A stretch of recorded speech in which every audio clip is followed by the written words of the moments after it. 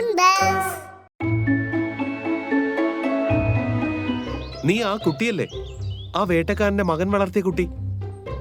അത് ഞാൻ തന്നെയാണ്. പക്ഷെ അദ്ദേഹം ഒരു വേട്ടക്കാരനല്ല, അദ്ദേഹം എന്റെ അച്ഛനാണ്. നിങ്ങൾ കേൾക്കുന്നുണ്ടോ കൂട്ടരെ? ഇവൻ പറയുന്നത് ആ മനുഷ്യൻ ഇവന്റെ അച്ഛനാണത്രേ. അയാൾക്കൊരിക്കലും നിന്റെ അച്ഛനാകുവാൻ കഴിയില്ല. എനിക്ക് തോന്നുന്നത് അയാൾ നിന്നെ പോറ്റി വളർത്തിയത് തന്നെ നീ വലുതാകുമ്പോൾ അയാൾക്ക് നിന്നെ ആഹാരമാക്കാൻ വേണ്ടിയാണെന്നാണ്. ടിങ്കു, ഞാൻ നിന്നെ വളരെയധികം സ്നേഹിക്കുന്നുണ്ട്. അതുപോലെ എന്നും നിന്റെ കൂടെ തന്നെ ഉണ്ടാകുവാനും ആഗ്രഹിക്കുന്നു. പക്ഷെ നീ ഒരു കൊക്കാണ്. നീ നിന്റെ കൂട്ടുകാരോടൊപ്പം പോകേണ്ടതാണ്. അങ്ങനെ നീ നിന്റെ കൂട്ടുകാരോടൊപ്പം ആകാശത്ത് പറക്കുമ്പോൾ നീ വളരെ സുരക്ഷിതനായിരിക്കും. ഇത്രയും പറഞ്ഞപ്പോൾ തന്നെ ടിങ്കു ടിൻഡിന്റെ നെഞ്ചോട് ചേർന്നു. ടിൻഡിനും ടിങ്കുവിനെ ചേർത്ത് പിടിച്ചു. അടുത്ത പ്രഭാതത്തിലും കൊക്കുകളുടെ ഒരു കൂട്ടം ആകാശത്തുകൂടെ കടന്നു പോകുന്നുണ്ടായിരുന്നു.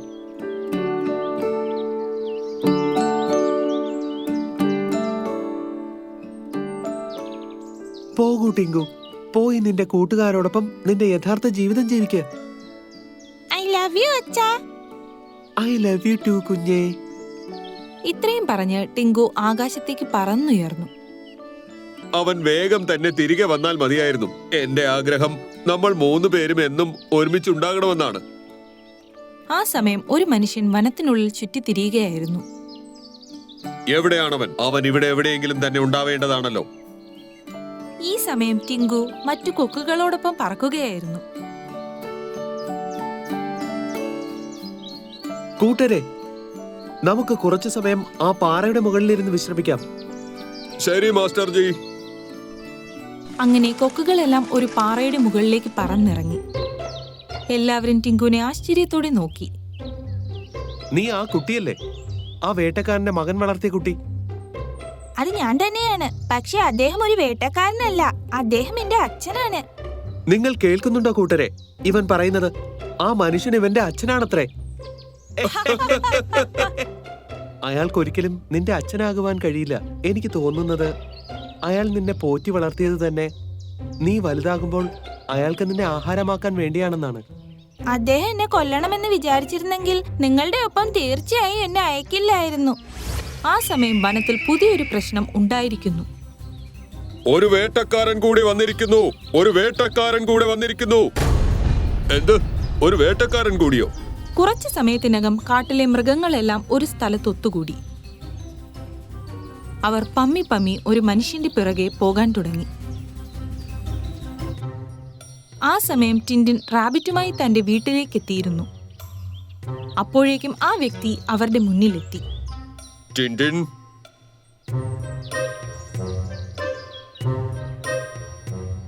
നിങ്ങൾ ആരാണ്?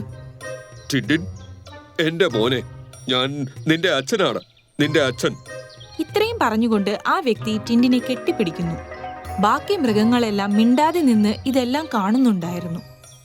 കഴിഞ്ഞ 1 വർഷക്കാലമായി ഞാൻ നിന്നെ അന്വേഷിക്കുകയായിരുന്നു. നീ ഇന്ന് എന്റെ മുന്നിൽ വന്നു. ദൈവത്തിന് നന്ദി. ഇങ്ങനെ പറഞ്ഞുകൊണ്ട് അയാൾ കരയാൻ തുടങ്ങി. അച്ഛാ, ഇപ്പോൾ നിങ്ങൾ എന്നെ കണ്ടെത്തിയില്ലേ? ഇനി നിങ്ങൾ കരയാതിരിക്കെ. നീ എന്റെ കൂടെ വരൂ മകനെ. ഇനി ഞാൻ നിന്നെ ഈ കാട്ടിലെ ജീവിതം നയിക്കുവാൻ അനുവദിക്കുകയില്ല. അപ്പോൾ റാബിറ്റ് ടിൻഡിനോട് ചോദിച്ചു, ടിൻഡിൻ, നീ എന്നെയും ടിങ്കുവിനെയും ഉപേക്ഷിച്ച് ഇവിടെ നിന്നും പോവുകയാണോ? അച്ഛാ, ടിങ്കു എന്നെ അവന്റെ അച്ഛനായിട്ടാ കരുതുന്നത്. പിന്നെ ഈ റാബിറ്റും എന്റെ ഉറ്റ സുഹൃത്താണ്. നിങ്ങൾ ഇവർ രണ്ടുപേരെയും കൂടെ എന്റെ കൂടെ കൂട്ടുകയാണെങ്കിൽ ഞാൻ നിങ്ങളോടൊപ്പം വരുന്നതാണ്. ആ സമയം ഒരു കൊക്ക് അവിടേക്ക് പറന്നിറങ്ങി. ടിൻഡിൻ, നിനക്കൊരു സന്ദേശമുണ്ട്. എന്ത് സന്ദേശമാ ഉള്ളത്? ടിങ്കു അവന്റെ കൂട്ടുകാരോടൊപ്പം വളരെ സന്തോഷവാനാണ്. ഇപ്പൊ അവന് നിന്റെ ഒപ്പം താമസിക്കുവാൻ ആഗ്രഹമില്ല. ഇത് കേട്ട് ടിൻഡിന്റെ കണ്ണുകൾ നിറഞ്ഞു. അവൻ എങ്ങനെ ഇത് പറയുവാനാകും? നീ ഞങ്ങളെ ഇപ്പോൾ തന്നെ അവന്റെ അടുത്തേക്ക് കൊണ്ടുപോകൂ. സാരമില്ല റാബിറ്റ്, ഇപ്പോൾ ടിങ്കു സന്തോഷവാനാണ്. അതുകൊണ്ട് തന്നെ എനിക്ക് അവൻ എന്നെ പറ്റി ഓർക്കുമോ എന്ന് കരുതി ഒരു വിഷമവും ഇല്ല. നിനക്ക് വേണമെങ്കിൽ എന്റെ കൂടെ വരാവുന്നതാണ്. ഇല്ല, ഞാനിത് ടിങ്കുവിനോട് ചോദിച്ചിട്ടേ ഉള്ളു കാര്യം. ടിൻഡിൻ, നീയും പോകരുത്. ഇവിടെ തന്നെ നിൽക്ക്. ടിൻഡിൻ മോനെ, നീ എന്റെ കൂടെ വരൂ. എനിക്ക് നിന്നെ ഇനി ഇവിടെ വിട്ടിട്ട് പോകുവാൻ കഴിയില്ല. സോറി റാബിറ്റ്, എനിക്ക് എന്റെ അച്ഛന്റെ വാക്കുകളെ കണ്ടില്ലെന്ന് നടിക്കുവാനാകില്ല. എനിക്ക് ഇവിടെ നിന്നും പോകണം. ടിങ്കുവിനോട് എന്റെ ഗുഡ് ബൈ തീർച്ചയായും പറയണം. ഇത് കേട്ടുകൊണ്ട് റാബിറ്റ് മാളത്തിലേക്ക് ഓടി. എന്നിട്ട് കരയുവാൻ തുടങ്ങി. ടിൻഡിനും തന്റെ പിതാവിന്റെ ഒപ്പം കാടുപേക്ഷിച്ച് യാത്രയായി. ബാക്കിയുള്ള എല്ലാ മൃഗങ്ങളും ഇത് നോക്കി നിന്നു. കുറച്ചു സമയത്തിന് ശേഷം ടിൻഡിൻ തന്റെ അച്ഛനോടൊപ്പം ഒരു വീട്ടിലെത്തി. അവിടെ മുഴുവൻ ഒഴിഞ്ഞ കൂടുകളായിരുന്നു. അച്ഛ, ഇത്രയും അധികം കൂടുകൾ എന്തിനാ നമ്മുടെ വീട്ടിൽ? കാരണം ഇതാണ് എന്റെ ജോലി. ഞാനൊരു വേട്ടക്കാരനാ. നിങ്ങളൊരു വേട്ടക്കാരനാണോ? അപ്പോൾ അതുകൊണ്ടായിരിക്കും കാട്ടിലെ മൃഗങ്ങൾ ഞാനും ഒരു വേട്ടക്കാരനാണെന്ന് കരുതിയത്. പക്ഷേ അവരൊരിക്കലും എനിക്കൊരു പ്രശ്നങ്ങളും ഉണ്ടാക്കിയിട്ടില്ല. മണ്ടത്തരം പറയാതെ ടിൻഡിൻ. ഞാൻ കാട്ടിൽ എങ്ങനെ അകപ്പെട്ടതെന്ന് പറഞ്ഞു തരുമോ അച്ഛ? എനിക്കൊരു വലിയ ഓർഡർ ലഭിച്ചിരുന്നു. 50 തരത്തിലുള്ള പക്ഷിമൃഗാദികളെ പിടിച്ച് ഒരു മൃഗശാലയിലേക്ക് കൊടുക്കണമായിരുന്നു. പക്ഷേ ഇത്രയും വലിയൊരു ഓർഡർ പൂർത്തിയാക്കുവാൻ എനിക്ക് നിറയെ സമയം വേണ്ടി വന്നു. എല്ലാ മൃഗങ്ങളെയും ജീവനോടെ പിടികൂടണമായിരുന്നു. അതുകൊണ്ടാ ഞാൻ നിന്നെ ബോധരഹിതനാക്കി പുഴയിലൂടെ കാട്ടിലേക്ക് ഒഴുക്കിവിട്ടത്. അങ്ങനെ നീ കാട്ടിലെ മൃഗങ്ങളുമായി നന്നായി ഇടപഴകി ജീവിക്കും, അവരുടെ വിശ്വാസവും നേടും. പിന്നെ ഞാൻ നിന്നെ കൂട്ടാൻ വരുന്ന ദിവസം മുതൽ എല്ലാ ആഴ്ചയിലും നീ കാട്ടിലേക്ക് പോയി തിരിച്ചു വരുമ്പോ 3 മൃഗങ്ങളെ കൂടി നിന്റെ കൂടെ ഇവിടേക്ക് കൊണ്ടുവരും. അങ്ങനെ 50 ഇനം മൃഗങ്ങളെ ലഭിക്കും. ഇത് കേട്ട് ടിൻഡിൻ ഞെട്ടിപ്പോയി. അതിനർത്ഥം നിങ്ങൾ നിങ്ങളുടെ ജോലി നടക്കുവാനായി എന്നെ ഉപയോഗിക്കുകയായിരുന്നു എന്നല്ലേ? ഒരുപക്ഷെ കാട്ടുമൃഗങ്ങൾ എന്നെ അപകടപ്പെടുത്തിയിരുന്നുവെങ്കിലോ? മോനെ, വേറെ വഴിയില്ലായിരുന്നു. ഇനി നിനക്കും വേറെ വഴിയില്ല. അതുകൊണ്ട് നീ എന്നെ എന്റെ ജോലിയിൽ സഹായിക്കണം. ഞാൻ അങ്ങനെ ഒരിക്കലും ചെയ്യില്ല അച്ഛാ. എന്നാൽ ശരി, നീ അങ്ങനെ ചെയ്യാൻ തയ്യാറാകുന്നതുവരെ ഈ കൂട്ടിക്കിടന്നു.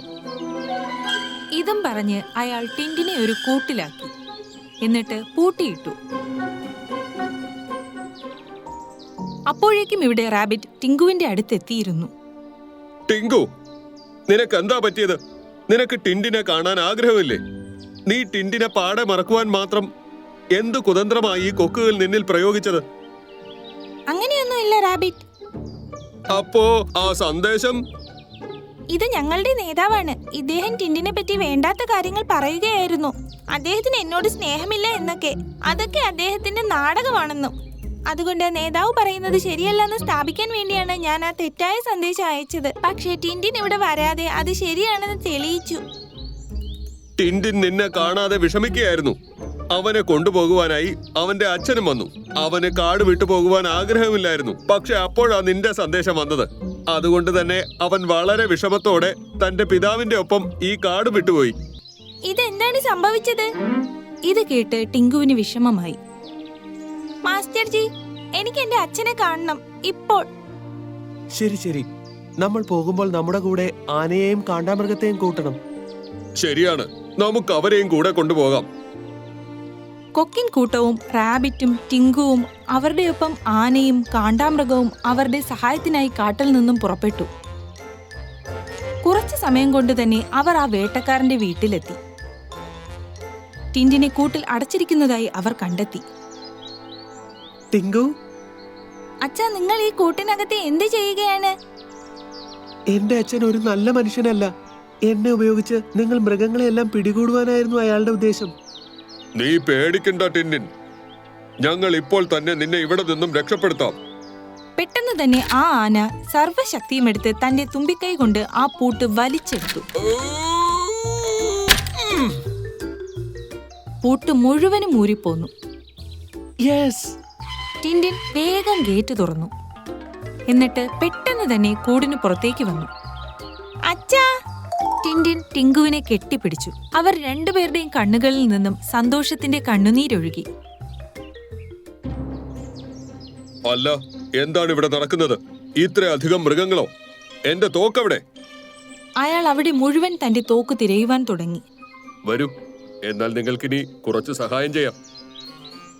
ഇങ്ങനെ പറഞ്ഞുകൊണ്ട് കൊക്കുകൾ അയാളെ വട്ടമിടാൻ തുടങ്ങി. അവർ അയാളുടെ തലയിൽ റാഞ്ചി. നഖങ്ങൾ കൊണ്ട് അയാളുടെ കൈകൾക്ക് ഗുരുതരമായി പരിക്കുകൾ ഏൽപ്പിച്ചു.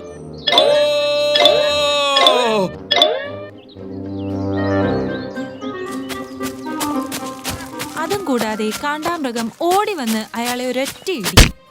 അയാൾ തെറിച്ച് ജനാലയിലൂടെ പുറത്തേക്ക് വീണു.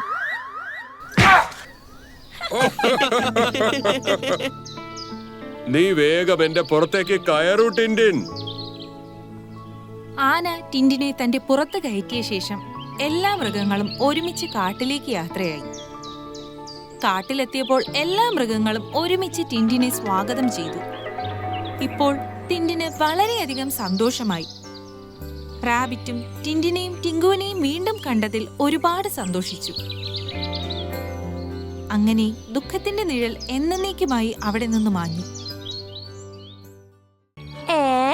ഈ ആപ്പിൾ എവിടുന്നാ വന്നേ? ഇതെന്റെ ഫേവറേറ്റ് ഫ്രൂട്ട് ആണല്ലോ. അവൾ മോളിൽ നോക്കിയപ്പോ ഒന്നുമേ കണ്ടില്ല. ആ എന്തെങ്കിലും ആവട്ടെ, എന്റെ കൂടിന്റെ അകത്ത് വീണതാണെങ്കിൽ ഇതെന്റെതാണേ. ചീനു നല്ല ആസ്വദിച്ച് ആ ആപ്പിൾ കഴിക്കാൻ തുടങ്ങി. ആ ആ ആ എന്റെ തൊണ്ടയ്ക്ക് ഇതെന്താ ഇത്ര വേദനിക്കുന്നേ? ആ ആ ആ. കാട്ടിൽ ഒരു മരത്തിൽ ദുഷ്ടനായ പക്ഷി ഉണ്ടായിരുന്നു, ഗോൾഡി പരുന്ത്. ഭാര്യ മിൻകി കഴുകന്റെ കൂടെയാണ് താമസിച്ചുകൊണ്ടിരുന്നത്. മിൻകി എപ്പോഴും മൃഗങ്ങളെയും പക്ഷികളെയും സഹായിക്കാൻ എപ്പോഴും ഉണ്ടാവാറുണ്ടായിരുന്നു. ഇക്കാര്യം ഗോൾഡിക്ക് ഒട്ടും തന്നെ ഇഷ്ടമല്ലായിരുന്നു. നിനക്ക് മറ്റു പക്ഷികളെ സഹായിക്കാൻ ഒരുപാട് സമയമുണ്ട്. ഇങ്ങനെയൊക്കെ സഹായിച്ചിട്ട് അവസാനം എന്ത് കിട്ടാനാ? അല്ല അല്ല, ഈ കാട്ടിൽ അങ്ങോട്ടും ഇങ്ങോട്ടും എല്ലാരും സഹായിക്കുമല്ലോ. നിങ്ങൾ മാത്രമേ ഉള്ളൂ ആരെയും സഹായിക്കാത്തത്. ഒരു രാത്രി മിൻകി എണീറ്റ് പറന്നൊരു സ്ഥലത്ത് പോയി. ഗോൾഡി അപ്പൊ കണ്ണു തുറന്നു. അവനും അവളുടെ പുറകെ അങ്ങ് പോയി. മിൻകി ചെന്നൊരു മലയുടെ അവിടെ നിന്നു. സുന്ദരിയായ മാലാകെ, ഞാൻ വന്നല്ലോ. അവിടെ അപ്പൊ ഒരു മാലാക പ്രത്യക്ഷപ്പെടും. മിൻകിയേ, നീ മറ്റുള്ളവരെ സഹായിക്കണ കണ്ടിട്ട് ഞാൻ നിനക്ക് ഒരു സമ്മാനം തരാനുള്ള പരിപാടിയിലാണ്. ഇത് പറഞ്ഞ് മാന്ത്രിക വടിയിട്ട് കറക്കി കയ്യിലൊരു പാത്രം പ്രത്യക്ഷപ്പെട്ടു. ഇതേ മാന്ത്രിക പാത്രമാണ്. ഇതിൽ നീ കഴിക്കാൻ ആഗ്രഹിക്കുന്ന ആഹാരം എന്തായാലും അത് ഈ പാത്രത്തിൽ പ്രത്യക്ഷപ്പെടും. ഒരുപാട് ഒരുപാട് നന്ദിയുണ്ടേ. അങ്ങനെ മാലാക അപ്രത്യക്ഷമായി. ആ ഈ പാത്രം ഞാൻ ഇവിടെ തന്നെ സൂക്ഷിച്ചു വെക്കാം. ആവശ്യമുള്ളപ്പോ എന്തായാലും ഇവിടെ തന്നെ വന്ന് ഉപയോഗിക്കാം ഞാൻ. മിൻകി ആ പാത്രം പൂന്തോട്ടത്തിൽ തന്നെ ഒളിപ്പിച്ചു വെച്ച് അവിടുന്ന് പോയി. ഇനി നല്ല രസമായിരിക്കും. ഗോൾഡി പരുന്ത് പാത്രത്തിന്റെ മുമ്പിൽ ചെന്ന് പറഞ്ഞു, മാന്ത്രിക പാത്രമേ, എനിക്കൊരു ആപ്പിള് തരൂ. അത് ആര് കഴിച്ചാലും അവർ ഊമയായി മാറണം. ആ പാത്രത്തിൽ അപ്പൊ തന്നെ ഒരു ആപ്പിൾ പ്രത്യക്ഷപ്പെട്ടു. ഗോൾഡി അതും കൊണ്ട് അവിടെ നിന്ന് പറന്നുപോയി. അവൻ മീനുക്കിളിയുടെ മരത്തിന്റെ അവിടെ നിന്നു. എന്നിട്ട് ഒളിഞ്ഞു നോക്കി. മോളെ, ഞാനീ ബുൾബുൾ ചിറ്റയുടെ അവിടെ പോയിട്ട് വരാവേ. അവരുടെ കൂടൊന്ന് പൊട്ടിയിട്ടുണ്ട്. അതൊന്ന് ശരിയാക്കാനേ അവരൊന്ന് സഹായിക്കാൻ പോവാ. ശരി അമ്മ, അമ്മ പോയിട്ട് വാ, ഞാനിവിടെ ഇരുന്നോളാം. മീനുക്കിളി അവിടെ നിന്ന് പറന്നുപോയി. ഗോൾഡി പരുന്ത് മരത്തിന്റെ മേളിൽ പോയി ആ ആപ്പിള് കൂട്ടിലേക്ക് ഇട്ടു. ഈ ആപ്പിൾ എവിടുന്നാ വന്നേ? ഇതെന്റെ ഫേവറേറ്റ് ഫ്രൂട്ട് ആണല്ലോ.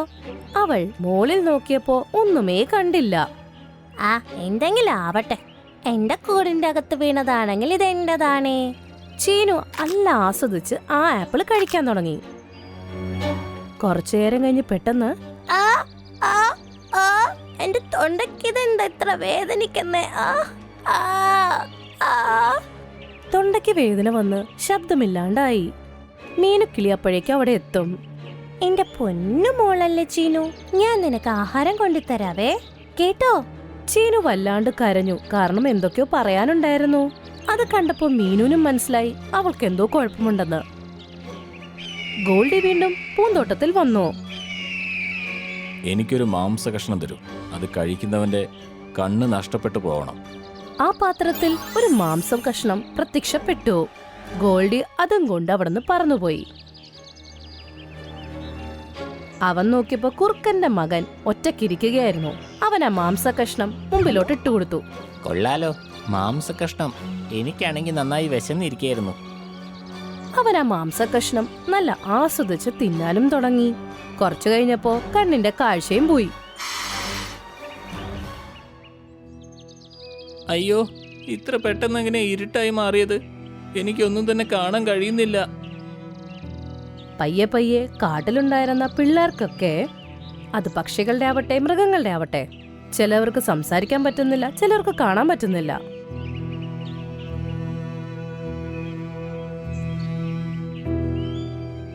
കാട്ടിലെ എല്ലാവർക്കും ഇതൊരു പ്രശ്നമായി തോന്നിയിട്ട് ഒരു സഭ തന്നെ വിളിപ്പിച്ചു.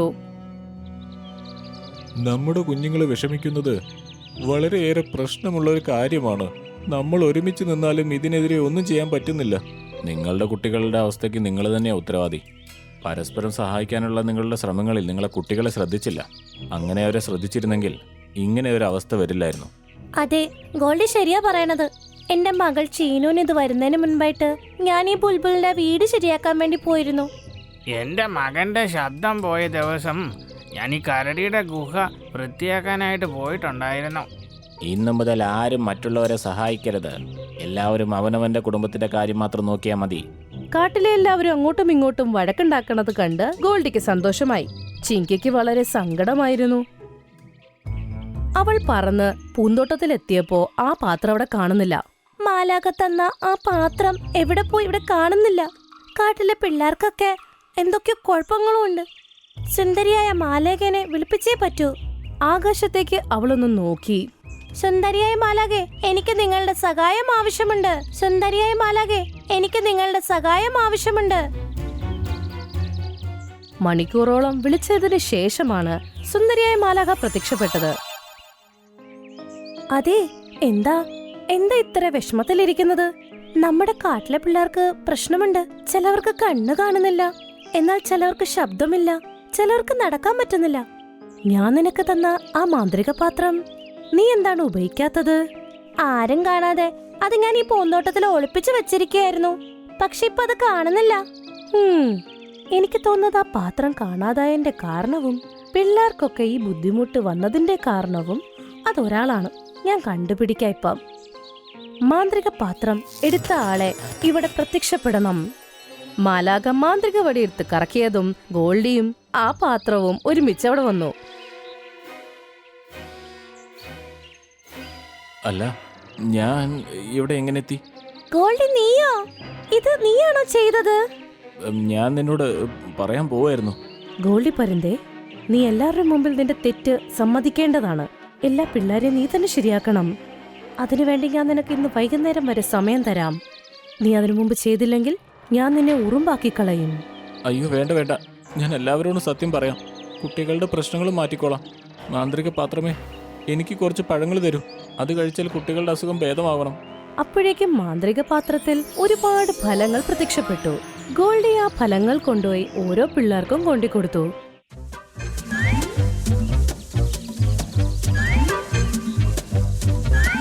എല്ലാ പിള്ളേരും ആ ഫലം കഴിച്ചു.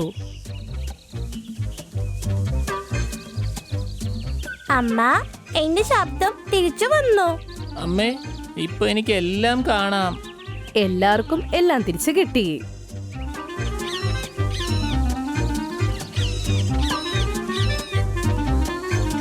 എല്ലാരും സന്തോഷത്തോടെ തിരിച്ച് ഗോൾഡിയുടെ വീട്ടിലെത്തി. ഗോൾഡി പരുന്തേ, നിനക്ക് ഒരുപാട് നന്ദിയുണ്ട്. നീ ഞങ്ങളുടെ കുട്ടികളുടെ അസുഖങ്ങളെല്ലാം മാറ്റി. നന്ദിയുണ്ട് സുഹൃത്തുക്കളെ. എന്തായാലും ഇത് പറയേ, ഈ പ്രശ്നങ്ങളെല്ലാം ഉണ്ടാക്കിയത് ആരാണ്? ഇത് കേട്ട് ഗോൾഡി പേടിച്ചുപോയി. പക്ഷെ എന്തു തന്നെയായാലും സത്യം നേരിട്ടേ പറ്റുള്ളൂ മനസ്സിലായി. ഇത് പറയാനായി എനിക്ക് ഒരുപാട് ഭയമുണ്ട്. പക്ഷേ അത് ഞാൻ തന്നെയാ. എന്ത്? നീ എന്തിനാ ഇങ്ങനെ ചെയ്തത് ഗോൾഡി? ഞാൻ ആഗ്രഹിച്ചത് നിങ്ങളെല്ലാവരും പരസ്പരം സഹായിക്കുന്നത് നിർത്തണമെന്നാ. നിങ്ങൾ എന്നെ പോലെ ജീവിക്കണമെന്നാ. അതാ ഞാൻ അങ്ങനെ ചെയ്തത്. ഇത് കേട്ടപ്പോ മൃഗങ്ങൾക്ക് എല്ലാവർക്കും നല്ലോണം അവനോട് ദേഷ്യമായി. ഗോൾഡി ചേട്ടാ, നിങ്ങൾ ഞങ്ങളെ കുറിച്ച് ചിന്തിക്കുന്നുണ്ടല്ലോ. ഞങ്ങൾക്ക് വേണ്ടി എന്തൊക്കെയാ ചെയ്തേക്കുന്നത്? അതുകൊണ്ട് ഞങ്ങളതിന് സമ്മാനം തരണ്ടേ? അല്ല, വേണ്ട വേണ്ട വേണ്ട, നോ താങ്ക്സ്. എല്ലാരും ഗോൾഡിയുടെ അടുത്തേക്ക് പോയി. അവന്റെ നിലവിളി കാട് മൊത്തം കേൾക്കാൻ തുടങ്ങി. എന്നെ വിടൂ, എന്നെ ഉപദ്രവിക്കല്ലേ, കൊല്ലല്ലേ. അടുത്തു നിന്നിരുന്ന മാലാകയും ചിങ്കിയും ഗോൾഡിയുടെ നിലവിളി കേട്ട് പൊട്ടി പൊട്ടി ചിരിക്കാൻ തുടങ്ങി. കൂട്ടുകാരെ, തിന്മ നമ്മൾ എത്ര ചെയ്താലും പക്ഷെ നന്മ ചെയ്യുന്നിടത്തോളം വരില്ല മറ്റൊന്നും.